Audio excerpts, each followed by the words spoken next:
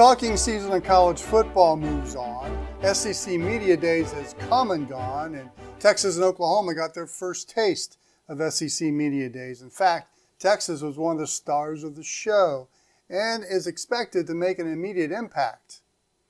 The Horns received 27 first-place votes in the annual SEC Media Preseason Poll. Georgia is the favorite to win the SEC, Alabama third, and just look at that top three, a trio of college football gold standards. Ole Miss got 4 first-place votes, and the Rebs are ready to make a college football playoff run. They are followed by LSU, who received 2 first-place votes. Missouri, Tennessee, Oklahoma complete the first page.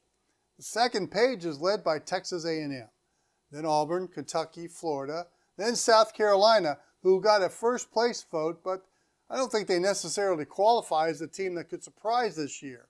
While Vanderbilt is predicted to finish last, the Commodores got 2 first-place votes. Somebody has some money on Vandy. If Georgia wins the SEC championship, then the Bulldogs have earned it. The Dogs open in Atlanta against Clemson, who will no doubt be a favorite to win the ACC. After a breather against Tennessee Tech, the Bulldogs head into the meat of their schedule, with road trips to Kentucky and after a week off at Alabama. Auburn and Mississippi State come to Athens, and then it's 3 straight on the road. At Texas, to Jacksonville, Florida for the annual cocktail party with Florida, then at Ole Miss. The Dogs close in Athens against Tennessee, UMass, and in-state rival Georgia Tech. Survive and Advance is more associated with the NCAA men's basketball tournament, but the survive part is appropriate for Georgia. Georgia head coach Kirby Smart, not one to complain about the Bulldogs' schedule, did say at SEC Media Days, quote, "We embrace it. We look forward to it. We are excited for the challenge to go to some really tough places," unquote. As for Texas, their schedule isn't as intimidating as Georgia's. The Longhorns have a trip to Ann Arbor, Michigan in week 2 to face last year's national champion, Michigan Wolverines. Then the Horns won't leave the state of Texas for a month, hosting Mississippi State, then after a week off going to Dallas for the Red River Shootout against Oklahoma. Then Georgia comes to Austin in mid-October. The Horns will renew old Southwest Conference rivalries, and all of those rivalry games will be on the road, at Arkansas on November 16th, and closing the season at Texas A&M.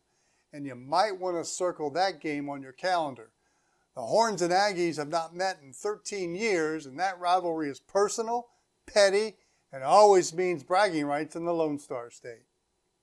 So Texas and Georgia are expected to meet in the SEC championship game with Alabama third, and that trio might be the SEC representatives in the college football playoff. But if you're looking for a club that might break up that trio, look over to Columbia, Missouri and the Missouri Tigers.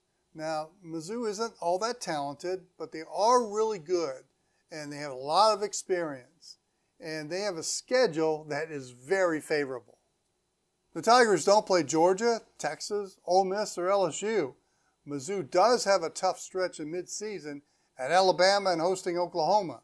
But all in all, double-digit wins is possible for the Tigers. And if they play their cards right, could be that number 3 SEC team in the college football playoff. Now, I don't know about you, but with Texas and Oklahoma joining the SEC, and man, I am excited about this football season in the conference. And we'll talk about it on OSG Sports, on the review, and other podcasts that are coming down the pike.